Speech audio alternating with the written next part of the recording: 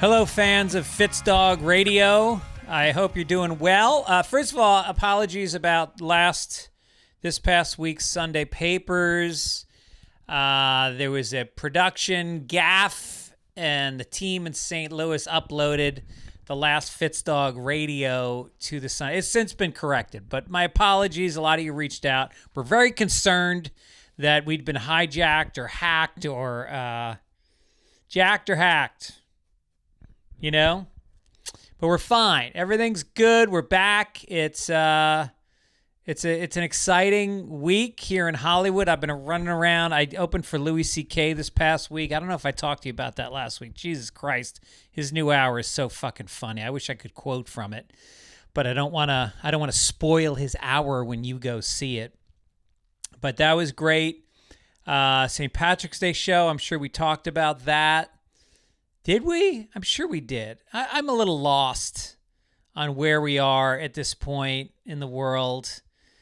I've been on the road too much. I'm going on the road again this week. I'm going to fucking Canada, but I don't know if they're anti-America right now. I don't know who's going to show up. Hamilton, Ontario, March 26th. Toronto at the Comedy Bar, March 27th. And then Pittsburgh this weekend. But anyway, I don't know. I got nothing against you Canadians. I fucking love you guys. I'm sorry that our president is a little out of control right now. We don't want to take you on as another state. Actually, we'd like to give you a couple of states. Might I suggest Mississippi? Would you like a little Mississippi? I know it's very far from you, but we kind of like our northern states. That's how we feel about you. North Dakota, good people. Minnesota, love them. Maine, some of the best people. We can't spare them. But Louisiana's all yours. Can I say Texas, or am I losing a lot of audience? I don't know who listens to this show, but let's just say we don't want Canada. We enjoy you, but we can't afford you. Anyway, am I helping or hurting myself? I also did a show. This was so funny. I did a show 2 nights ago at the Laugh Factory. Packed out house. Crowd was hot. I had a really fun set. And then I get off stage and Paula Abdul walks by. And I'm standing backstage and she looks at me and she gives me a big smile. And she goes, that was amazing. And I was like, thank you. And then she went into the shitter. I don't know if she shat. I'm hoping she didn't at a comedy club. That would be vulgar. Who goes to a comedy club and takes a shit? So I don't think she did. But anyway, I didn't say anything about the fact that we had once spent an entire day together. And I'm sure it was literally 20... I would say it was 30 years ago. I was about 28 years old. I was a sparkling young comic, handsome, good head of hair, white teeth, cocky. And I was hired to do this private event. It was at FAO Schwartz. They emptied out one of the floors of FAO Schwartz. They were launching this new line of watches. Do you remember swatches? If you're a little older, you'll remember there was a very simple watch called a swatch. They got hot for about 5 years. Anyway, they were launching a new one, and they hired me to do a presentation, to MC a presentation. And Max, this is the craziest lineup. Max Weinberg went up, and Paula Abdul went up. And me and Paula, it was literally like a 6-hour thing. And she and I had a lot of downtime, and we were flirty. We had a very nice time. And I think she's a little bit older than me. But either way, we flirted.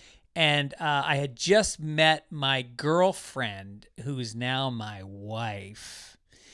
And it was bad timing. If I had met Paula at another time, I probably would have flirted more. And I get a phone call from the producer of the event asking me if he can give Paula my number. She asked for my number, and I said, I'm flattered, but I'm kind of taken right now. I'm off the market. And thank God I did. I mean, think about it. Who knows if she's crazy? I would imagine she's in show business. It probably wouldn't have lasted. So that was that. And then cut to 30 years later, she's smiling at me. And then I go to my Instagram the next day and it said, Paula Abdul is following you. She just started following me. And I'm like, what? So I followed her back. I don't know. Is that wrong? You tell my wife that me and Paula Abdul are following each other and watch her fucking yawn. Watch her not give two fucks. Because it's over between she and I. We had our day. Literally our day. And that's it. But I thought that was kind of funny. I thought that was a funny story. It was a show with a guy named Bassem Youssef, I think is how you say it. He's an Egyptian comic, and he's huge. He was like, I remember him from the news because during the Arab Spring, he was very vocal, and he became a big hotshot. He started, I think he was a surgeon, then he went into stand-up comedy, and he had his own TV show. And anyway, like I'm watching him on stage, and I'm like, wow, I can't believe I've never seen this comic before. And so I look up his name, and it's like, yeah, he's got 12 million followers on Twitter. And he was funny. Satirist, political satirist, which is dull. Nobody wants to watch that. It's just too limiting. You're just so limited in what you can talk about and how far you can go with your premises so you don't lose your satirical audience, And his Wikipedia said that he was the Jon Stewart of the Middle East. And I thought, well, that's great. But which Jon Stewart? Like my friend is like, I like the old Jon Stewart.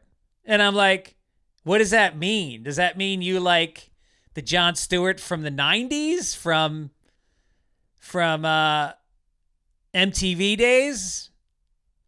Or does that mean you like old Jon Stewart? Like the old Jon Stewart or old Jon Stewart?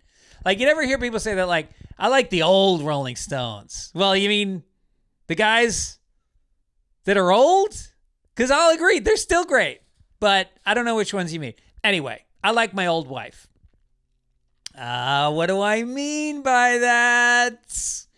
I like my old version of my wife, and I also like now that she's old.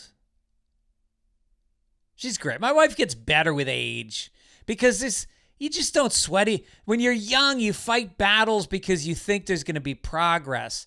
And then you hit a certain amount of years and you just go like, oh no, this is what my wife is. And this is what my husband is. And you just embrace it. It reminds me of It's a Wonderful Life. Remember George Bailey as he's running down the stairs of his house and he grabs the handle at the bottom of the banister of the stairs, and the handle of there's like a little thing and it falls off and he gets frustrated. This fucking handle at the bottom of my stairs of my new house is broken. And at the end of the movie, when he's embracing his life as it is and appreciating it, it comes off in his hand and he smiles and he puts it back happily. And that's what old marriage is. You go, yeah, the handle's a little loose, but I know that. I'm not trying to fix that handle anymore. My guest today is a woman that I've gotten to know just really over the last, 5 or 6 years. It turns out she's been a fan of the podcast, Sunday Papers, and she listens every week, which I'm flattered by because she's a very smart, accomplished, funny woman. We'll get into her in a moment, but her book, she wrote a book called How to Write a Funny Speech. And I was thinking about speeches that I've written that have been funny over the years. I'm very good at speeches, like even better than I am at stand-up comedy, I think, because I'm not intimidated. I'm not scared of a new weird situation. It kind of brings out the best in me. And I remember I was like maybe 10 years old, maybe 11. And I already loved comedy. I loved comic books. I loved old like Bill Cosby. I like the old Bill Cosby. Huh? Which one am I talking about? I like the pre pervy Bill Cosby. Anyway, so there was an award show. I was on the swim team, and I was a horrible swimmer. I just didn't float, and I came in last place. But it was one of those things where everybody gets a trophy. So like and so they're calling out everybody's name, and they go up and they get their trophy and they shake Mr. D. Mr. D was the swim coach, and he'd shake your hand, and all the parents would clap, and then you'd sit down at your table again and finish your chicken. So they call me up. And for like last place in breaststroke, because breaststroke is the closest stroke to drowning. And so that's what I basically did. Just slapped at the water and kicked like in a frightened way. And so I get the trophy and I take the mic out of Mr. D's hand and I start thanking everybody. I remember I thanked Jimmy Carter. So yeah, I must have been 10. Jimmy Carter was elected when I was 10. I thanked Jimmy Carter, and then I put a peanut in my nose. And then I started thanking everybody that made this possible. I did like a very funny, long, stupid speech for a 10-year-old, and I fucking crushed. And I was off, and that was like my first time doing stand-up. And I've always like friends' birthday parties. I always jump up. I'll make a few notes. I'll prepare. I don't over-prepare, but I have some thoughts. And I got up at my friend Mary's 50th birthday, and her whole family was there and about 50 friends at a restaurant. And I got up and I told a story about how I was out to lunch with her in New York, and we came home one day, and it was middle of the afternoon. It was like 3 o'clock in the afternoon, and we walked into her apartment, and her boyfriend was on the couch, passed out drunk. He was a day drunk, and he used to bartend at an airport, and he was day drunk, and he was passed out on the couch with his pants around his ankles and tissues on his stomach. And I said, and my friend Mary started hitting him and screaming, "You don't fuck me!" And then you jerk off in the middle of it. So I'm telling these crazy stories. I tell stories that embarrass people, but it kind of works until it doesn't. There's times it doesn't work, and those are pretty painful.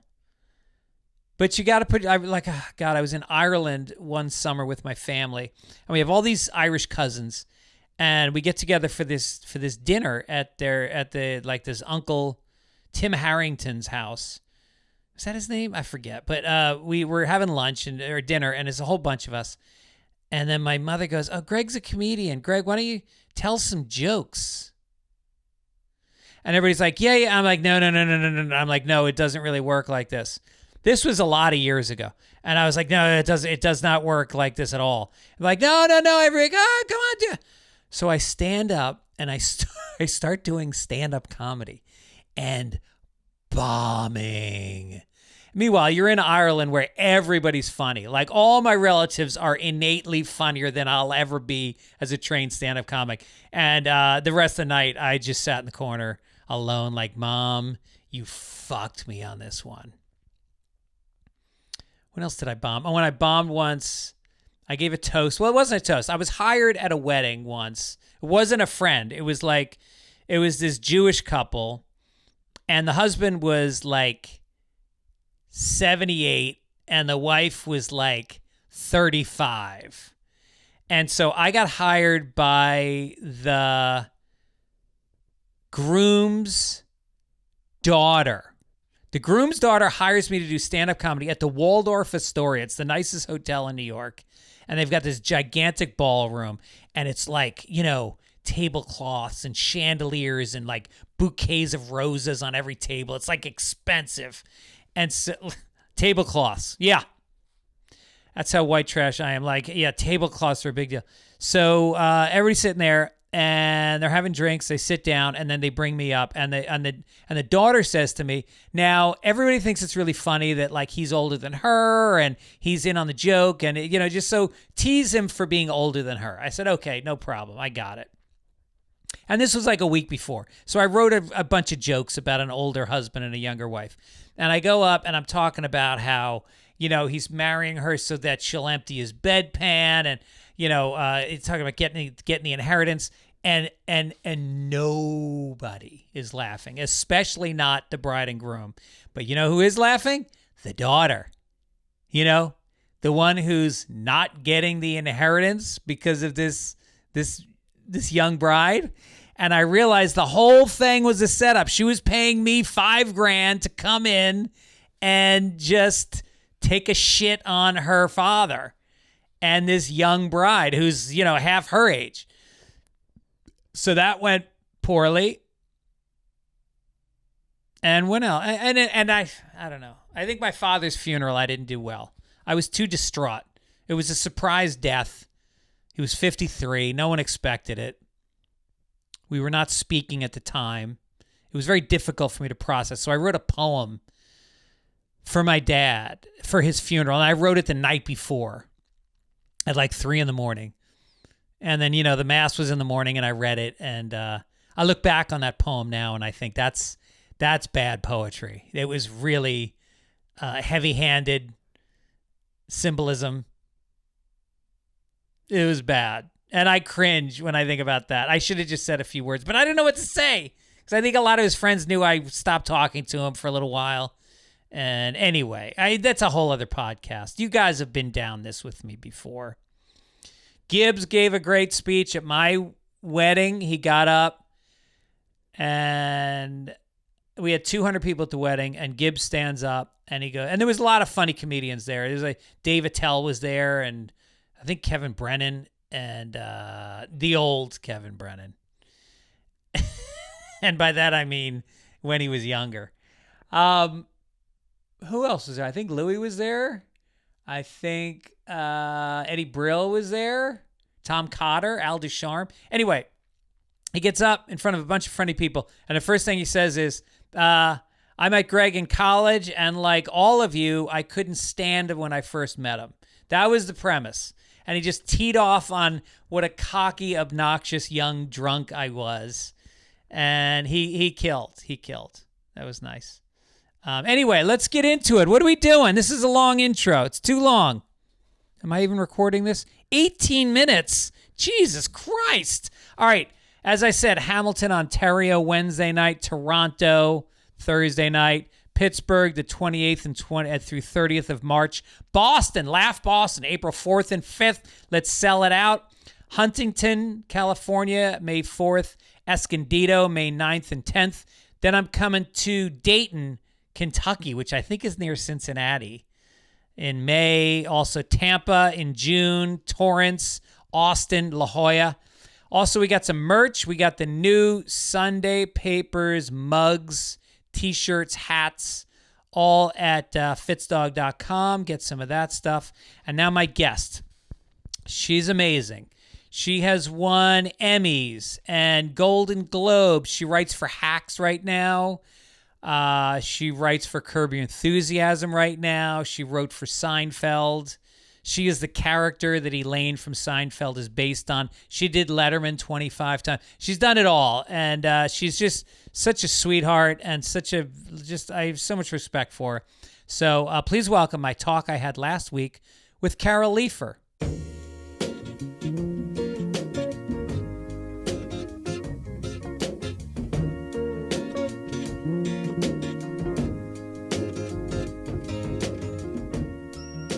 Hello. Hello.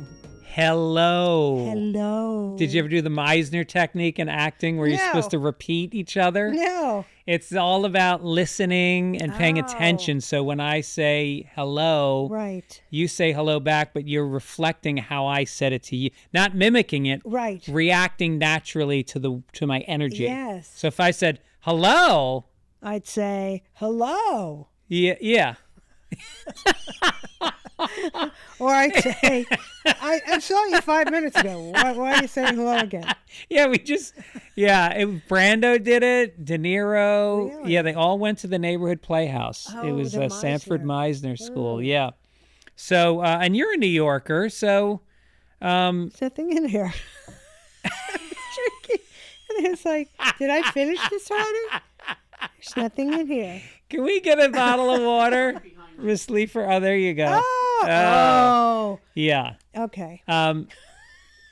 Wait, so did you go to college in New York? Yeah, I went to SUNY Binghamton. Oh, my nephew just graduated from there. It's the Harvard of the SUNY schools. It is. I don't even think I could get in now. Yeah. And then, I transferred to Queens College for my senior year because that's when I chose to become a comedian and stay in the... Didn't Seinfeld go to Queens College also? Yeah, he graduated from Queens. And my old friend Jerry Red Wilson, I don't know if you ever heard of that guy. He went to Queens College. Jerry Red Wilson. He had a sitcom for a little bit, but the reason I bring him up is that it ties directly into your book, How to Write a Funny Speech for a Wedding, Bar Mitzvah, Graduation, and every other event you didn't want to go to in the first place. Yes. I read it. I loved it. Thank you. I mean, look, I do this for a living, and I still glean some stuff in there about how to be concise. Yep. Know where you are. Know what time it is. Yes. Well, you also say, don't say, all right, can I start with my problem with the book? Yeah. Well, all right. You list things that you shouldn't say, and it's very funny. You have like a couple of pages of jokes of bad ideas and what to say. I would do every one of those. Well, of course, because you're a professional comedian. Yeah. You know how to work a crowd. What I say to people is every comedian is a speech giver. Every night when you do a set, it is essentially a sort of speech. Right. So you know what you're doing. But this book was written really because I've gone to so many events, as my writing partner has, Rick Mitchell, Emmy-winning Rick Mitchell, comedian as well. And people, it's painful, the speeches that they give. And, we felt like this is short, handy.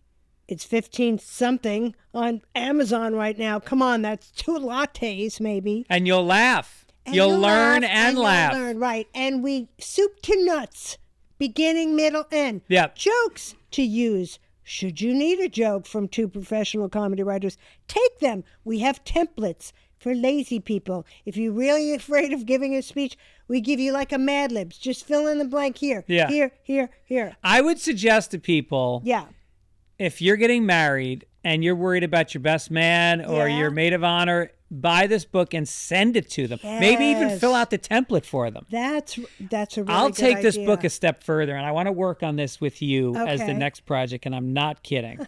I already had this idea before the book, but I think it's a good extension of the book. Okay.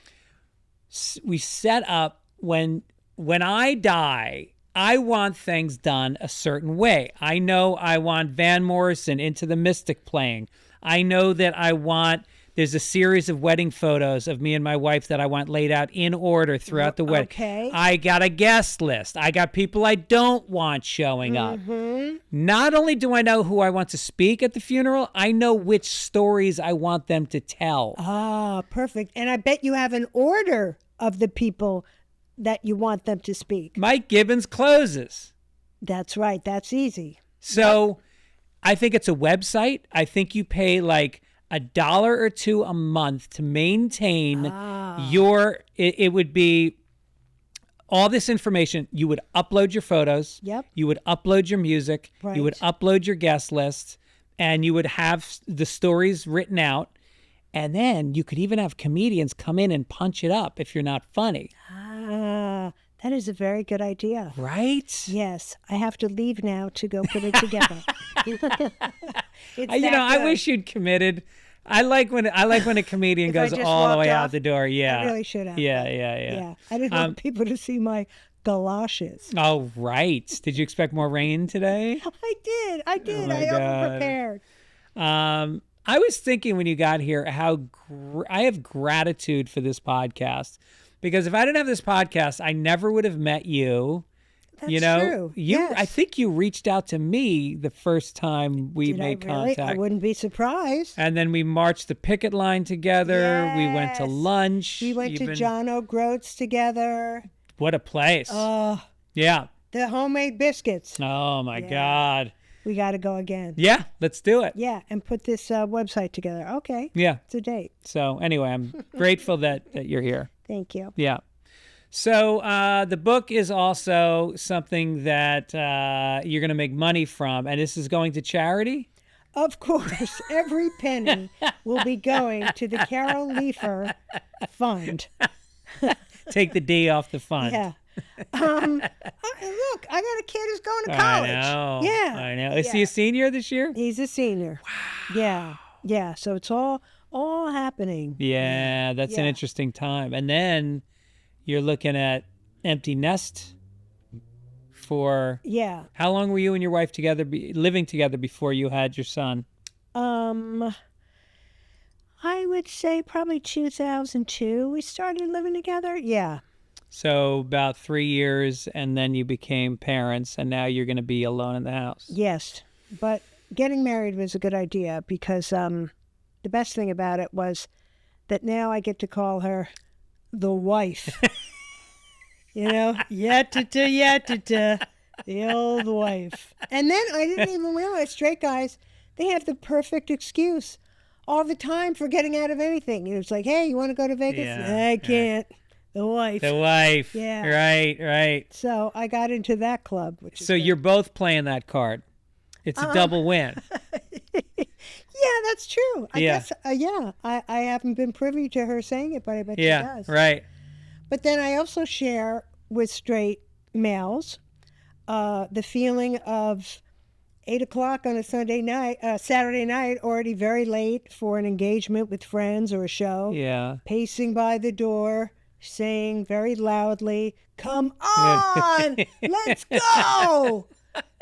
You know, it's like, what's happening in there? Does she have another face that she bought? Right. It is amazing. And it's like, it's the people that are late are consistently late. I'm late sometimes because something happened. Right. But when you get a friend that is always 15 minutes late, you Yes. go, why are you not making this adjustment after 50 years of life? I know. But I will say, a lot of women, namely my wife, Yeah. runs very late. You're right. Yeah. But what about for work? For work. Does she show up late to her job? No. She is not working right now. She's on a lot of boards and that sort of thing, does important work that way. But yeah, she's pretty prompt. I'm much prompter. Yes, you strike me as a very prompt person. I am. You're a pro. You're the kind of person that I feel like, well, you talk about how you dated Jerry Seinfeld. Obviously, you were the inspiration for Elaine, but that you watched his work ethic. Mm-hmm. And you learned early on that being a comedian is not just because you're funny. It's because you're doing the writing. It's and the work. Right. Yeah. I mean, I remember coming up in the old days when we were coming up in clubs. What year was this? It's like 77, Okay. 78, 79. Wow. Because he was the MC who put me through the audition night. Catch a Rising Star? Comic strip. Comic strip. Yeah. And, you know the life of comedians. We'd fuck around all day. Yeah. First of all, we go to sleep at like 3. Uh-huh. You get up at noon. Then you fuck around. And Jerry would always be at some point going, all right, I need to head back to my apartment. I'd be like, why? I need to write. Yeah. And he really? would write at least an hour every day Uh-huh. with the yellow pad, the Yep. big pen, and, never once didn't do it. Yeah. I remember him saying once, a comedian's never going to amount to anything when they go on the road with golf clubs.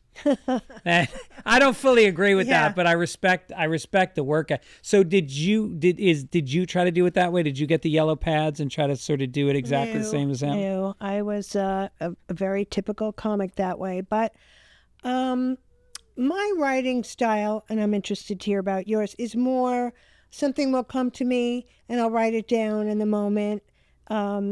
I don't really make a concerted effort to do it, or I'll get an idea about something, then I'll sit down and start to do it. But he really it's the blank page, and he really starts from nothing. And then he comes up with something. Well, you say something in the book that I'd heard before, and I swear by, which is tell yourself you're going to do it for 15 minutes. Right. And you will write longer. But if you don't, that's fine. Yeah. You always write longer. Yeah. And if you tell somebody to do something for 15 minutes, it doesn't sound horrible. Yeah. It's like, okay. And especially because people do not want to write a speech. Yeah. They just dread it Yeah. and dread it. And if you say, all right, I'm going to give it 15 minutes, there's not really anybody who starts doing that and then says, after 15 minutes, all right, that's it. Yet, a lot of times it's like you have your speech done Yes. in 15 minutes. Yes. Because it's really not that hard to put Well, together. also, I think writing is a lot of germinating. I do think that like you talk about your kid writing a term paper. Yeah.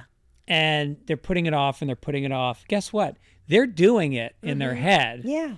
But you need that time where you're subconsciously getting the ideas together, and then that's why it comes out so fast in the 11th hour. Yeah. But my writing process is my notepad in my phone.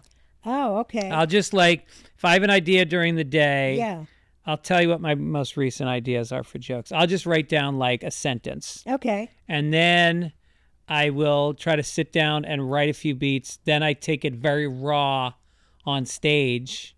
Oh, not that worked out. Record it. No, riff on it. Record it. Yeah. Then I listen to that because I just know that if my adrenaline's not up, my creativity is not at its peak. Mm-hmm. And I need to be at the kitchen table like I was when I was 12, trying to make my parents laugh. Yes. And feeling the pressure to make them laugh.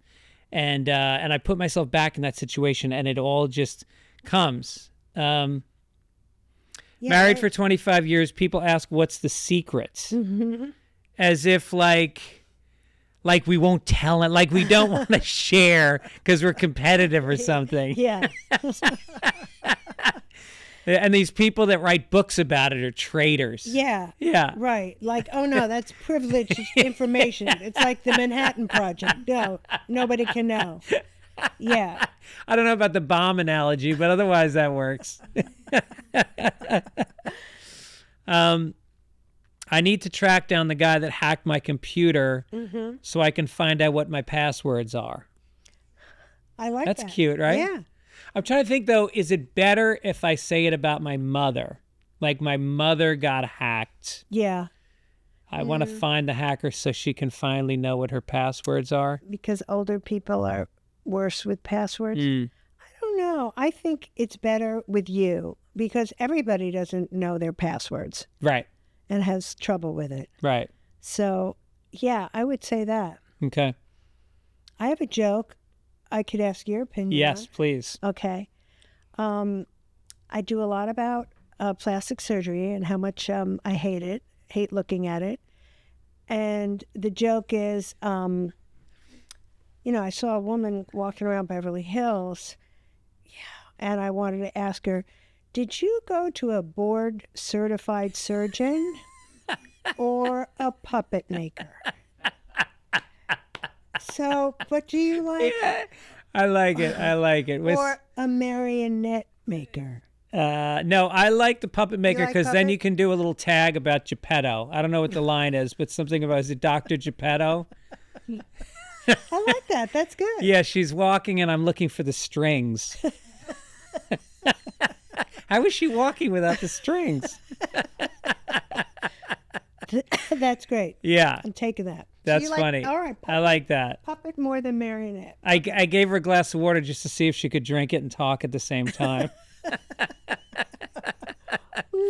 Now, speaking of which, you look amazing, which I said to you before the show. Have you ever had any work done? Botox, filler? No, I just, Are you serious? yeah, keep it natural. Damn. Thank you very much. That's pretty amazing. Well, I mean, not that because- you're that no. old, but you are older than me. And I look like I was in a microwave. No, you don't, Greg. Look at my neck. No. Your voice just went 3 octaves higher. No. No, you look great. Because you. the way, here's how I look at it. I've seen so many people, especially here in LA, with work as opposed to sticking with gravity. Yeah. And gravity is okay. Sure. It's okay. It's just people are afraid of it. And then they start doing, I know a woman who's 25 who got a brow lift. Oh, yeah. And I was like, why? And she's like, I look tired. It's like, take a nap, bitch. Yeah. You look tired. Now you look surprised. Yeah, I mean, I talk to a lot of young women now that have gotten Botox and things because they want. I mean, have you seen the before-after picture on who's the one that's dating Timothy Chalamet now? Oh, it's one of the Kylie Jenner. Kylie Jenner. Yes. Have you seen the before-after picture on Kylie Jenner? Well, you mean from way back? Because she had from when she was like 18, pre-work. Yeah, yes. I mean, she looks like a different person. It's a completely different. Yes. And you know what? There was nothing wrong with her before. I know. Yeah, no, those Kardashians. It's a full-time person at the house. Yes. Yeah. Just which sister's next? Come on, gotta go, gotta move. Yeah. Yeah, I mean, if I could have gone back in time and my hair, which is starting to thin out. If I had caught it when it first started, they have hair plugs now that are look at every rock star that's on tour from the 60s. These guys all have full heads of hair and they look amazing. And I did spend a lot, and I wish I could go back and either go to enough therapy where I could accept myself no matter what I look like, or get some goddamn plugs. I see. I don't know. The plugs, I think a lot of women appreciate when guys are bald or losing their hair, and they just go with it. It's like a confidence thing. Yeah, that's true. Because that's another thing that can go really bad. Like especially years ago with the bad hair plugs. Yeah. Joy Behar and I used to call it Doll's Head Revisited. Because it's just rose. Yeah. Oh, my God. Yeah. I know Joe Rogan got him, and then he shaved his head, and now he's got a line across the back of his head because, they take the follicles out of a line underneath the hair that will always be there. Yeah. But he shaved that. So now he's got this scar across the back of his head. Oh. And he shaves his head so he doesn't even... Yeah. I don't know. With men, to me, it's not about the hair. What's it about? It's about the face. Yeah. It's about the eyes. The eyes are important.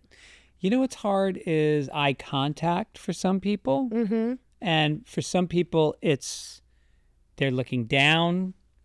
For me, my family were known for maniacal eye contact. Really? Yeah. And people get a little bit off-put by how hard we look into people's eyes. And that was part of the family. My brother has it. My mother has it. My brother has it a lot. Wow. Yeah. Where it's creepy? I think eye contact is good. And younger people don't know how to do it anymore. Right. Yeah. My daughter has it. Oh, that's good. I've talked to her about it. She's like, Dad, how do you know when to look away? I really don't know. I consciously look away sometimes so that it's not too intense. But my inclination is to just stay laser beamed into the eyes. Wow. Yeah. Eye contact is a good thing. Yeah. Yeah. That's funny though about when you're talking about your family. I just heard Amy Poehler on a podcast, and it was a very interesting observation. She said, like, when you're growing up, your family is kind of like its own country with its own rules, and then you leave your family to go out into the world, and you see other things going, that's not how we did things. Yeah. That kind of stuff. Right. Interesting. Right. Yeah, it is definitely something you pick up, obviously. Yeah. I mean, literally, your first human interaction is when you're breastfeeding and your mother is looking in your eyes as you breastfeed. Right. And then as you get older, how you get socialized, how much they look away. I mean, definitely social media. If you grow up watching a parent on their phone, you are going to get on your phone a lot. Right. And the other thing that I don't, my son is a senior, I don't think his generation understands is like, if I have a conflict with someone and it's gotten to texting and, it's not looking good, I make sure that I get together with them to work it out. Right. Because you can't from here. It's like you get together with someone, it changes the whole dynamic. And especially if you come in with an attitude like, I really want to work this out because we're not in a good place. It's, younger people are afraid of like talking on the phone to somebody. Right. Which, I love. I don't like catching up by text. It's like, let's take 10 minutes and talk on the phone. I have phone friends and I have text friends. Yeah. Like my friend Matt Malloy, I will call. Oh, the actor, right? Yeah. Yeah, he's good. He's bald, and he made a very good living as a bald actor.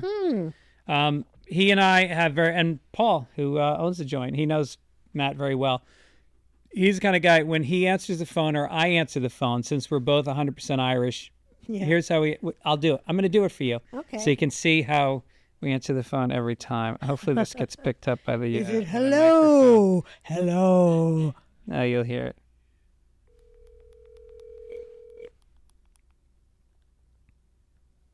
This is the Irish phone answer. And he always answers my calls. Really? I'm saying that now, so all right, so I'll just have to tell you. So when he answers the phone, we go, hey deedly deedly handly he, and then he says it back, he deedly deedly dee, and we will go back and forth for sometimes 5 minutes. Really? And everybody in our house just walks in the other room. That is hilarious. And then he got this dog who freaks out because it's a high pitched dee dee dee, and the dog starts barking and going crazy. So he can't do it when his dog is around. Oh, that is so funny. See, I'll have to do that now with my Jewish friends. Say on the phone, That's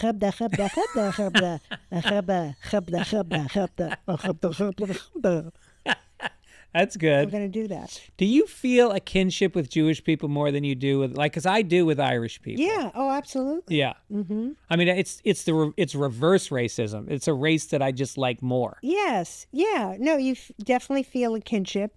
There'll be certain things that you experienced growing up in a Jewish household. Mm-hmm. Yeah.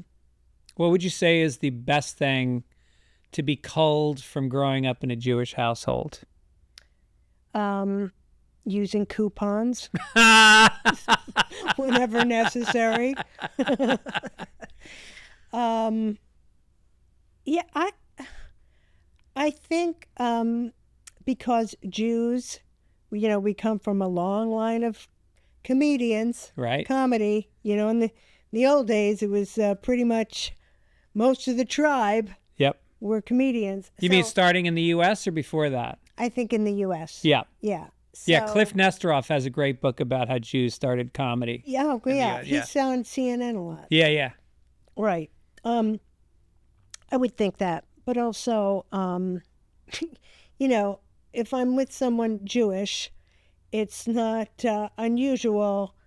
I don't feel as awkward saying, waiter, I have found, I did ask for no tomatoes, and I see that kind of stuff. Will you not do that in front of a goy, but do it in front of a fellow Jew? I have to feel it out. Yeah. Right. Yeah, but if you're with Larry David, there's going to be a lot of sending back. There's going to be a lot of customizing the order. Yeah, and that's all fine. Right. Yeah. Right. I mean, ask a Jewish person, how are you? Here's something you'll never hear. Can't complain. It's like that old joke about the waiter comes over to 4 Jewish women and he says, is anything all right? Yes. But I married a Jew. So what I love about the Jewish culture is there's a raw honesty to it. There's dialogue that I feel like there's not the feeling, like I'm Catholic, and I think there's sort of like an impetus to conform to what's already been said, to fit in, to be a part of it. It's tribal, right? To fit in with the tribe. And I feel like with Jews, it's a dialectic and it's challenging. And do you agree with that? Yeah. Like, give me an example of what you're... like, I mean, on a base level, Yeah. like, what restaurant should we go to? Uh-huh. And an Irish person will go, well, let's go to Murphy's Pub. And everybody go, yay, great, we go to Murphy's Pub. And the Yeah. Jews will go, the pasta there is dry. What do you think about? Yes. And there's a lot of debating. Right. But I think on a higher level, I think that I've talked to my wife's father was a communist, and we would talk deep into, he was a guy who nobody agreed with. And he represented this far left. And this is not Julius Rosenberg, is this? No, no, Joel Covell. He was very famous. He published a lot of books. He had a chair at Bard College. He taught sociology or socialism at Bard College, and really intelligent guy. And so I had these amazing talks with him because it's so refreshing to talk to somebody who's impervious to being judged about their belief system. Yeah, yeah. It's very powerful. Uh-huh.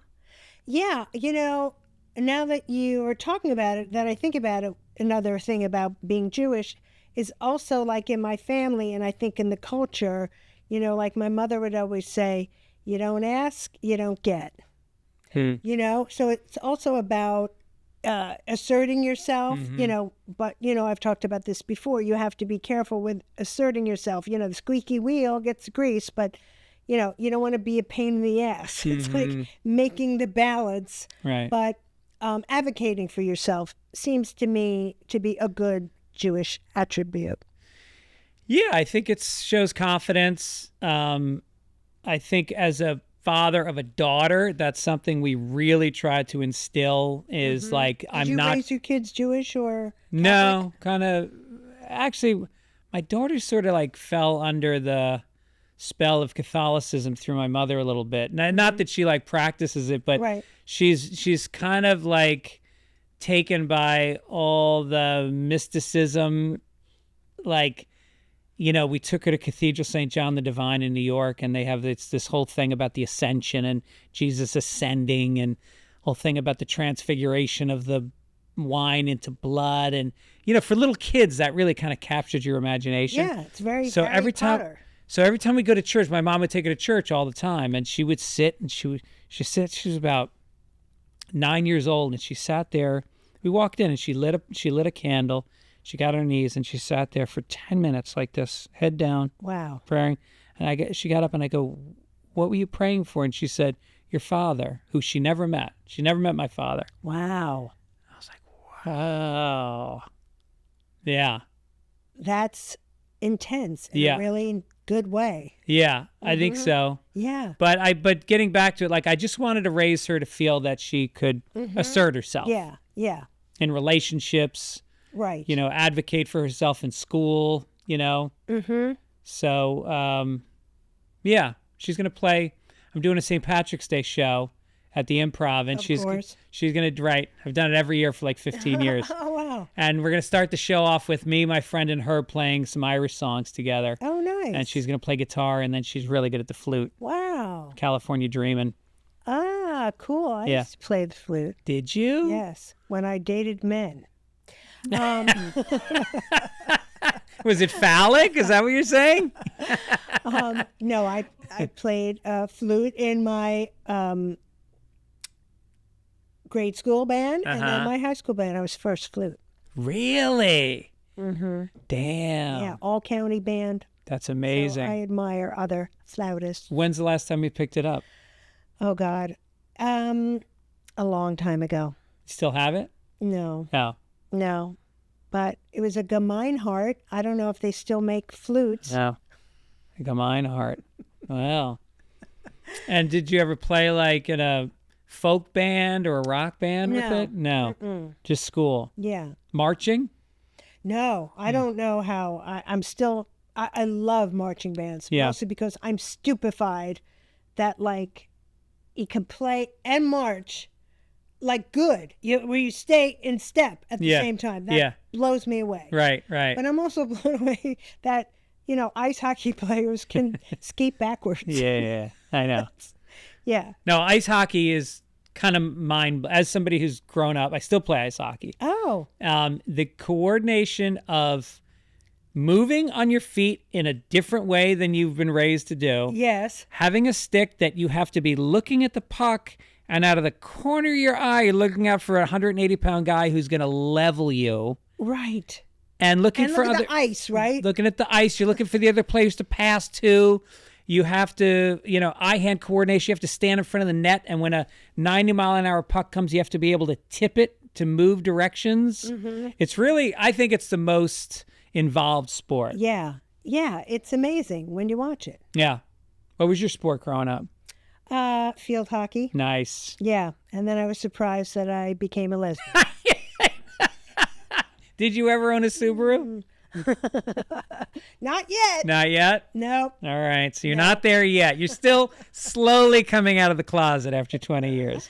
But I did love the field hockey. That was a fun game, too. Oh, it was great. Yeah. Yeah. My sister played that. We used to go watch her play. But not in college. No. SUNY Binghamton did not have I don't think they had, at the time, any sports teams. I don't know. Well, you can't go outside during the school year cold, yeah. in Binghamton. All right. I want to ask you about, you're working on Hacks now. Like, over the years, you had a lot of nominations for Emmys from multiple shows. Never won one. No. So all the industry used to talk about is, when's Leifer going to get the gold? It was the talk of the industry. Yes. Variety magazine would comment on it. And then now you're working on Hacks, and you won an Emmy. I won an And Emmy. a Golden Globe. Yes. I mean, what a morality tale, right? Just keep working. Yes. After 40 years of writing. Unbelievable. I finally won an Emmy. And a couple of people have been like, really? Was it that important to you? Yes. It was very, very important to me. Yeah. And then the Golden Globe, I didn't realize when Hacks won the Golden Globe, like the writer-producers get one too. So it's coming tomorrow to the house. They deliver it to your house. Nice. Yeah. Wow. That's got to feel good. Really. It does. And had you gone to the award ceremonies for all the times you were nominated? Yeah, and didn't yeah. win? I'll always go. You nominate me? Yep. Go get the dress, get the hair and makeup, Yep. put me in a limo, and I'm there. Yep. Yeah. But And what was the mood like after you wouldn't win? Would it get to you? it kind of bugged me during Seinfeld because we always lost to Frasier. Frasier always won. That's Frasier right. always won. So that was disappointing. I feel like Frasier was an actor's show and Seinfeld was a writer's show. Yeah. I felt that too, of course. But no, we didn't win. But this year, what was funny was Hacks was nominated, and I was offered to write for the show. Yeah. And I was thinking, you know what? The Bear was supposed to win. As a comedy. Yeah. I know. But they had really kind of won a string of awards up to then. Yeah. So I was like, you know what? I'll take the gig writing the Emmys because I don't want to sit there and lose. Mm-hmm. And I wrote on it. It was fun. And then right before the award, the stage manager comes over to you in the, backstage and says, you need to come with me because if you win the Emmy, you're going to walk out from this side instead of the audience. And I was like, okay. So it's like, and then they said Hacks, and I was blown away, and I just got to walk out. Oh, that's so cool. Yeah. So the only bummer was I was wearing, my sneakers backstage, and wasn't really all that glammed up. But who gave the acceptance speech? one of the three showrunners, I think it might have been Paul Downs. Yeah. Paul Downs. Mm-hmm. Wow. Yeah. So is that show, do they improvise the lines at all? That seems like it's pretty tightly scripted. Well, the interesting thing about Hacks is the writers, it's written all on Zoom. And then once the shows and the scripts are done, the showrunners go off and shoot it. So I haven't been there when they've shot it. No kidding. Yeah. Have you met the actors? Yeah. I've met the actors. Hannah Festbinder, is that her name? No, Hannah Einbinder. Einbinder. Yes. Right. Lorraine Newman's daughter. Right. She's Yeah. fantastic. Yeah, no, I've met them and seen them at many Hacks social events, but we're not But there. never in production. Yeah, which is crazy because when I worked on Curb Your Enthusiasm, it was the opposite. Like, just when you start shooting, they would bring me in Yeah. to be on set wherever we were. Right. Wow. Yeah. That's fun. Mm-hmm. Yeah, I feel like Curb is a show that, I mean, there's not like a room like there was with Seinfeld with a process, right? It's just more like I've even heard that writers send in just log lines, like a series of log lines, and then Larry will look at those and maybe pick one. Maybe some people pitch that way, but going back to what we were talking about earlier, Greg, when I would want to pitch to Curb, Yeah. I would reach out to Larry and say, can I come into the office and pitch? Oh. Because, as you know, pitching to someone is much better than something written on the page. Right. And you can kind of elaborate on it or get You can see what they're reacting to and embellish on that. Yeah. Right. But I knew the first time I pitched my stories to Larry, I was nervous, of course, as anyone would be. Yeah. But I knew this first one he would like, which he did, which was, and you'll totally relate to this, you know, as a comedian, don't you hate when you're with regular people and you tell a joke or say something funny and one of them goes, "Ba-dum-bum." Oh, yeah. You know, you want to strangle them. Yeah. And he loved that. You know, it's like, oh, yeah. So we used it in the show, but that relaxed me because it was like, I had a good, strong feeling he was going to take to that. Did you guys start out in the 70s together? Larry was before me, but he was the MC at Catch a Rising Star when I went on my open mic night, and he put me through. Why would he be an MC? He's the least warm human being in the world. I never thought about that. That's so true. I mean, was he a good MC? Yeah. You know why it was good for him, Greg? Because, you know, Larry, what people don't know about Larry David, the comedian, is that if you went on after him at the Improv, if his spot was 8:20 and yours was 8:40, normally a comedian would get there, be there 8:35. You had to be there at 8:20 because you never knew when it was going to walk off. That's what I heard. Right, right. If somebody didn't laugh, he'd be like, all right, none of you laughing, forget it. And he'd just walk off. You know, it was that kind of thing. But I think what was good about him emceeing was he could do a couple of bits. And then pick and roll. Right. So he didn't have the pressure of, you know, a 20-minute set. It's so funny how, you know, people can start out and stand up and gravitate to different, like, obviously you went in the writing direction eventually after a lot of stand-up. I mean, the thing is, like, I was a Letterman fanatic as a kid. I started watching when I was like 10 years old. And I don't know how many times you did Letterman, but 25. I saw you at least a dozen times. I mean, it was like like Bill Hicks a little bit, or I guess a little after that. He was probably like 90, late 80s, early 90s. But did that become something that they didn't do a lot of pre-producing with? Did you kind of say, I have a set and then just come on? What was amazing about Letterman was he recommended me to The Tonight Show after the New York Laugh-Off. You know, that contest. Yeah. It was on Showtime, and I got a call from Jim McCauley, who is the talent booker on The Tonight Show. He said, oh, David Letterman saw you and recommended you. Yeah. And I sent a tape to The Tonight Show, and they passed. And then when Letterman got a show, he put me on. I was on within 2 months of the show. Really? But literally after that, Greg, he was like, you have an open door here. Whenever you have a set ready, come on. Unbelievable. Yeah. I never had a... You never vetted it? But I only had to do it whenever I did the Letterman show.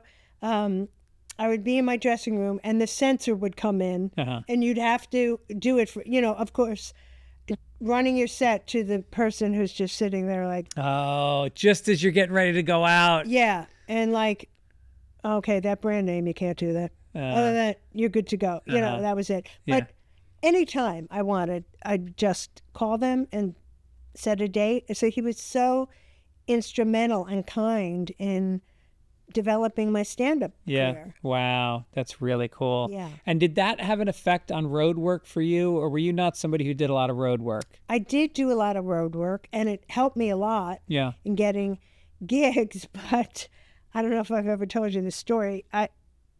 have you talked to your audience about what the comedy condo was? Oh, I mean, not enough. It can't be dealt with enough. Well, to refresh your audience's memory, club owners, not the most on board, above board people in the world, figured out that instead of putting up comedians at a local hotel, I can buy a shitty condo and put the comedians up in that. Yeah. Get to write it off, blah, blah, blah.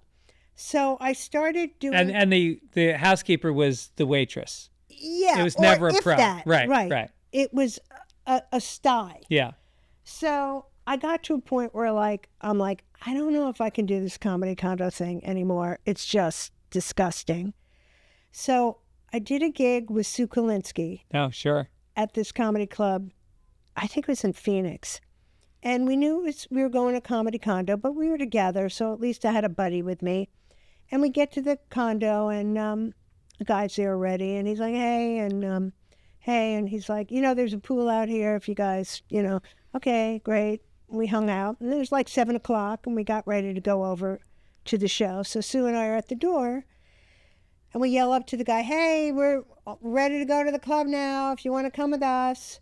And he comes down and he goes, I'm not a comic. I just live here. These sleazy club owners just gave the room. He was ahead of the Airbnb. Yeah. To one of their friends. Oh, that's amazing. Yeah. And that trip, I forgot to pack my rape whistle. Yes. By the way, here's another joke is in my notepad that I just started, is my grandfather was an inventor. Mm-hmm. He sucked. He invented the first rape whistle, but it sounded like this. Did not sell. That's a great joke. You're doing that, right? I just started doing it last week, yeah. Yeah, and it's killing. It's killing. Yes. Because you don't see it coming. Well, I'm nervous about saying the word rape in a joke. Sometimes people just really pull back and you're not going to get a laugh. Right. But see, that as a professional comedian. Yeah. When someone is writing a speech, a normal person, this book is chock full of things you need to know. Things to know and things to not. The best is what not to do. Hold on. I got to read a couple of these. Yeah. Well, did we talk about the first thing that 101 that most people don't do?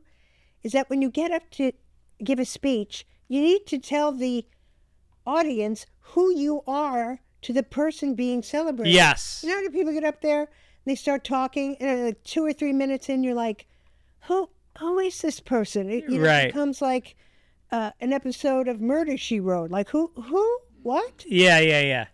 All right, here's things not to say at a funeral. Okay. And again, I'd say all of them, but I'm a pro. You are. Okay. I mean, he was in his 80s.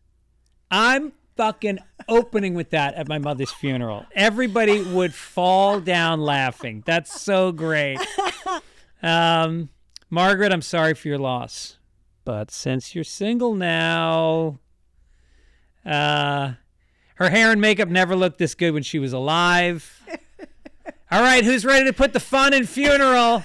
I mean, literally, I would open with any of those. You should, right. But any jackass getting up there who's also a few drinks in. Yeah, that's the other advice you give. Do not drink before giving a speech. Right. But the other thing that because I get asked to do speeches all the time. Of course. And the number one thing I do, which is in this book, is canvas friends and relatives for stories, because they've all got one gold nugget of a story. Yes. And as long as you give them credit, which they'll be happy for, right, now you got a great piece of material. Exactly.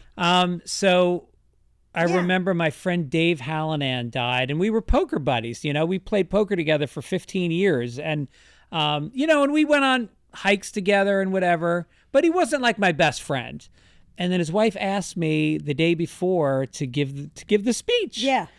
And I'm like, fuck. So I got stories from his son, from his friends, and Carol, it's the best set I've ever had in my life. Really? Because when they're at a funeral, they want to laugh so bad. They do. That's another misconception. Yep. And we talk about that, putting in funny stories because it's celebrating the person. Right. You know, you want to enjoy their memory as opposed to being sad and depressed. Yeah. Like, my cousin died prematurely at 55 of cancer, and I spoke at his memorial. And, you know, it's also good, besides testing your speech out on someone who knows them. You know, if you have something that you're not sure to say, you can also check, you know, directly with someone. Like my cousin Jay was like the biggest partier. He self-made, he had a yacht, we'd go on these vacations. He's just, I called him the Pied Piper of fun because he just, whatever, we do this and that. And what I wanted to say at his memorial was, he's the person who partied the hardest of anyone I know, and especially of someone who's in recovery. Yeah. Which he was. Yeah. But I asked his widow, can I say that about being in recovery? And she was like, oh, absolutely. Oh, people, they know that about him. You know, so if you're a little worried about something, you can always ask somebody. Yeah. And the best funeral Irish wakes are famous. Right. So Jerry Red Wilson, who's the guy that I told you about, he died very premature. He was probably 36. Oh, what happened? Spinal meningitis. Oh. Yeah, it was really weird. He got it like that. They thought it was an ear infection. And if it's undiagnosed, it's like within 48 hours, you're in a coma. No. So anyway, so he dies, and the father asked me, he was from Queens. We went to the funeral, and we went to this Irish restaurant in Queens. And the father says to me, would you mind getting up and saying a few words? And I said, yeah, but do you mind if I bring up some other, because there was a bunch of comedians at the funeral. Yeah. And so I got up and I just did my best. He was a dear friend, so I had some really good stories. And he was a Pied Piper as well. Yeah. He was the fun guy. And those are the deaths that really hurt, you know, because those people, you don't get a lot of those. And you miss them so bad. Yeah, right. Kevin Meaney, I miss every day. He was one of my best friends. Oh, wow. Yeah. And so I get up and I kill. And then I bring up Greg Giraldo. I bring up Dave Attell. I bring up Jim Brewer. I bring up Colin Quinn. Wow. And it goes on for an hour and a half, and everybody's dying. And the father says to me afterwards, he goes, we need to do this every year. And so we did it at Caroline's a year later, and we did it as a benefit for spinal meningitis. Wow. After 2 years at Caroline's, we moved it to Town Hall, which is 1,500 seats. Yeah. And we would get, you know, all the biggest comics would come out and do it. And we did it for 10 years. Oh, and we raised hundreds of thousands of dollars for meningitis. Amazing. And his whole family would be there every year, his friends. We'd have a big after party. That's so great. Yeah. Well, you see, that must have been a great show because you had all professional comedians telling these stories.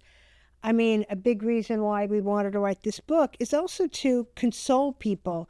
Like, the bar is set very low for a person who's not in show business to give a speech. No one's expecting you to get up there and Jerry Seinfeld, you know? So that should take a lot of the pressure off to begin with, that it's not going to be like that event that you had where one after another, it's a laugh riot, you know?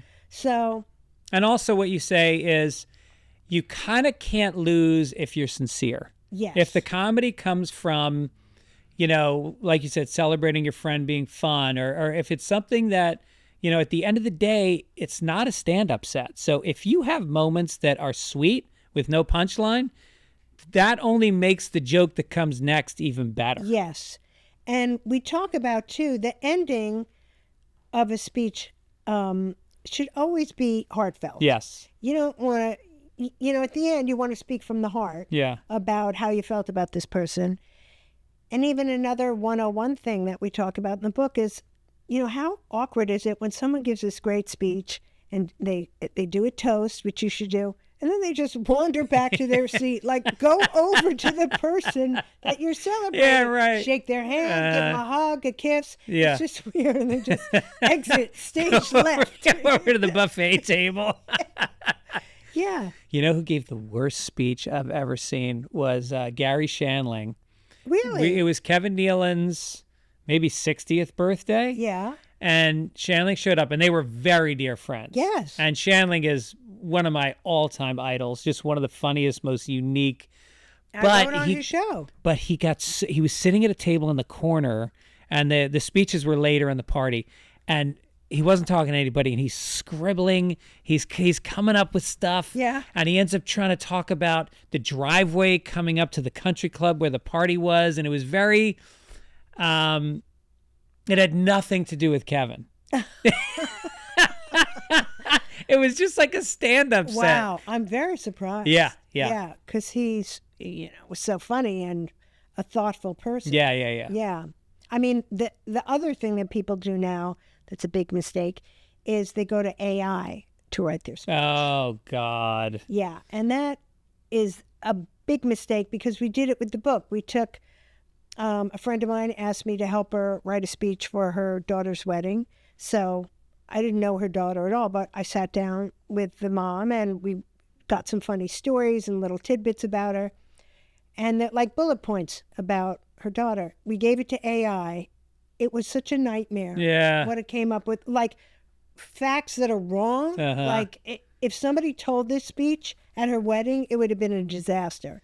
So we also talk about how, writing speeches, the personal stories are the gold. Yes. And especially because you're maybe the only one who has that story about this person. So that's what you need to share with the audience because people love that. And AI is never going to have that because it doesn't have a heart. It doesn't have a heart. Greg. Yeah. I have a heart. Are you taking that in? I'm thinking about my heart. I'm thinking about how much stand-up is about heart because I have depression. And when I go to a gig, sometimes I get it. It comes down like a heavy blanket on top of me, and I can't. And so there's times where I'm sitting in a hotel room in the dark.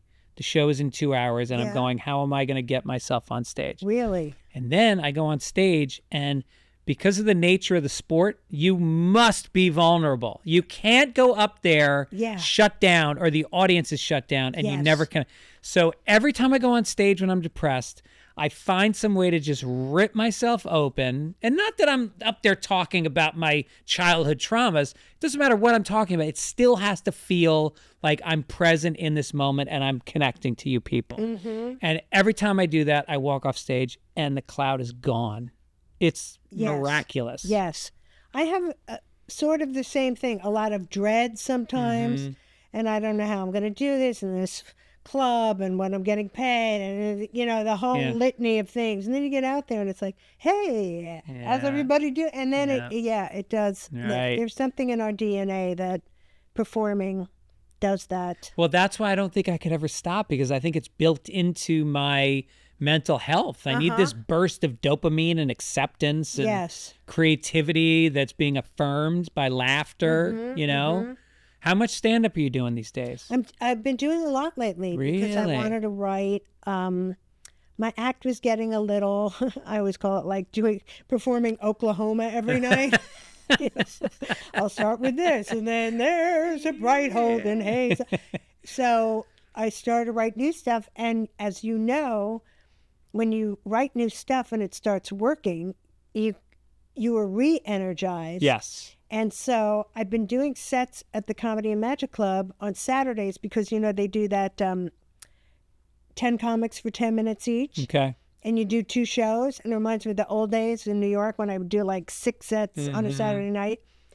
And to go up and do an entirely new 10 minutes and it works. Yeah. It's just like nirvana. Yeah. Yeah. Yeah. So I've been doing a lot. That's amazing. Yeah. Great. Yeah. It's nice. All right. It's time for Fastballs with Fitz.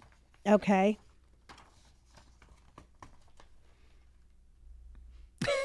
Is that a triple take you just gave me?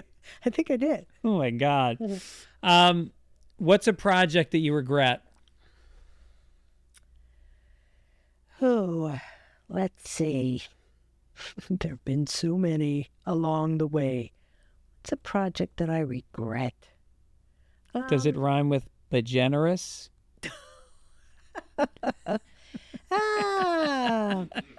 Well, and I wasn't loading that. No, I know. That's not why I was asking that. No, I ask I know. everybody this question. Yeah, But I yeah. know you and I have both worked for her, so Right. yeah. It was not the easiest time. Mm-hmm. You know, I co-created her sitcom with Mitch Hurwitz. Right. The great Mitch Hurwitz. Yes. This so funny, incredibly funny Mitch Hurwitz. I don't regret it though. Just because, you know, Ellen is a very talented person. Yes, she is. Yeah. I mean, mega talented. And I like to be around talented people, however, whatever their makeup is. And we had great writers on the show. So, you know, and the writer's room, to me, it's a big reason I went into writing as opposed to taking the stand-up route. I love being being with other funny people is so my jam. I love it so much. I'm now with the funniest person from every high school, you know? Yes. And that synergy and that combination is just... Well, what's amazing is, like, I've been on shows that are tough, that have talent that's difficult. Yeah. And a lot of times that's when the writers get the closest, because you really have to bond and Bunker commiserate. mentality, Yes. And sometimes an easy show, you kind of go like, okay. I want to bring up Johnny Mack as a guy who you write with a lot. John Max. Yes. He's I just worked with him on the Oscars. I noticed he was like the only person that you acknowledged in your book. Oh. That was very sweet. Yeah. I wrote on an award show with him one time. Oh, and yeah? It really stuck with me as just like this guy who's just like a utility infielder. He can do anything. Yeah. And he's great. When I had jokes that I wasn't sure, you know, marionette or puppet, that kind of thing, he is very laser focused on jokes and joke writing and what's good and what to maybe throw out. He's a good editor. Just so people know, like, he's probably the most prolific award show writer in history. He writes for the Emmys, the Oscars, the Grammys, probably the Tonys.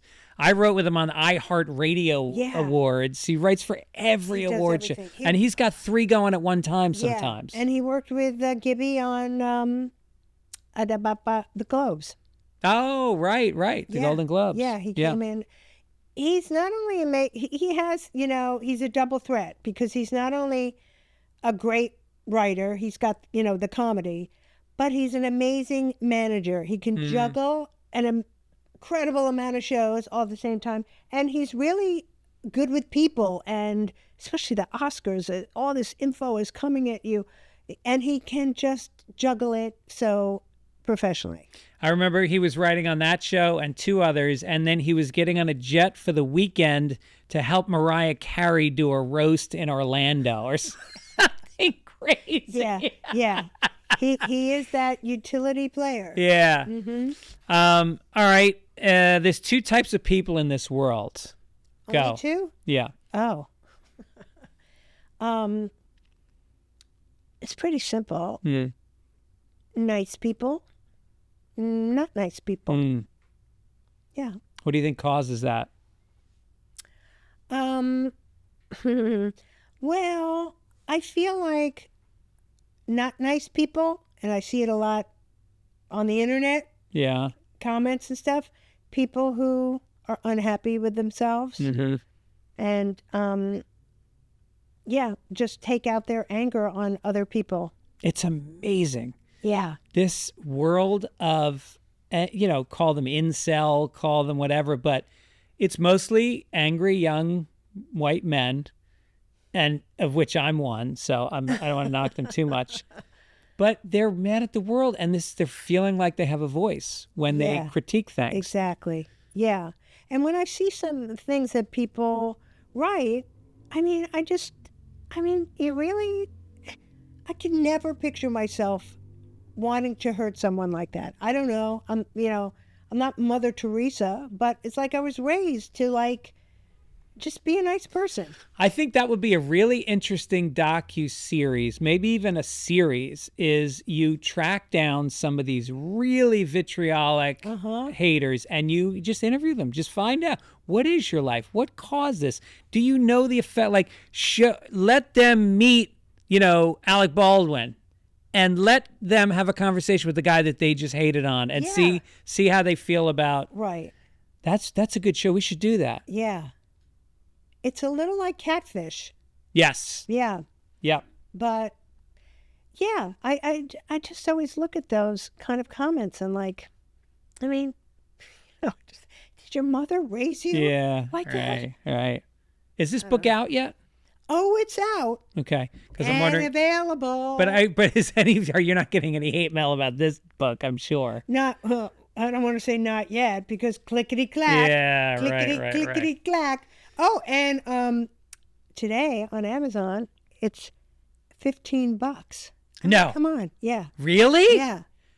Yeah. See, now, great. Now we lost my whole audience because they're all at Amazon now. Thanks. That's good. It's They're watching the podcast and at the same time, Okay. clickety clack, Okay. ordering on Amazon.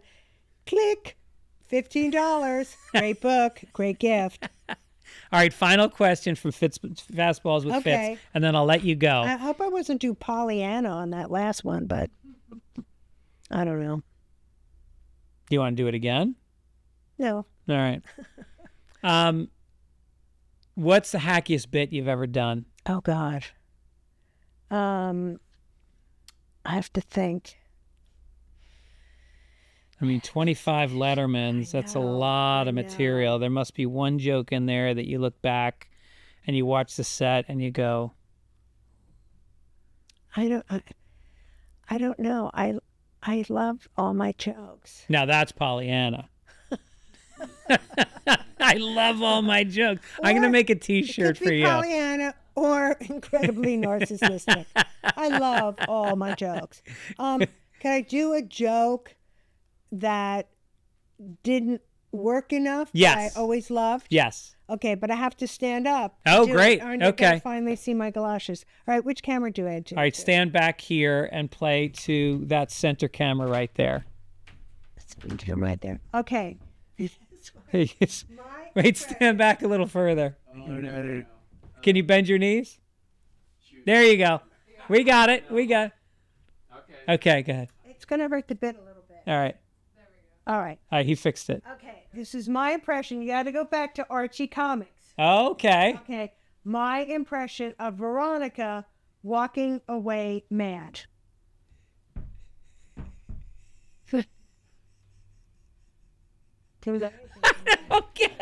I don't get it.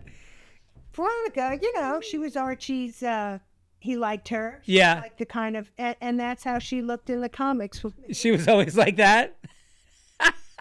Yeah. Show me Superman flying away mad. You're done. Show me Jesus mad. He must have been mad. Yeah. Anything else? Oh, that was great. Okay. Worth being the camera. All right, Carol Leifer's book, How to Write a Funny Speech for a Wedding, Bar Mitzvah, Graduation, and Every Other Event You Didn't Want to Go to in the First Place is Great on gift. all Get it. internet streaming. I loved it. Carol, I love you. Thank you so much for being here. I love you, Greg. All right. Let's have serious eye contact. Hey.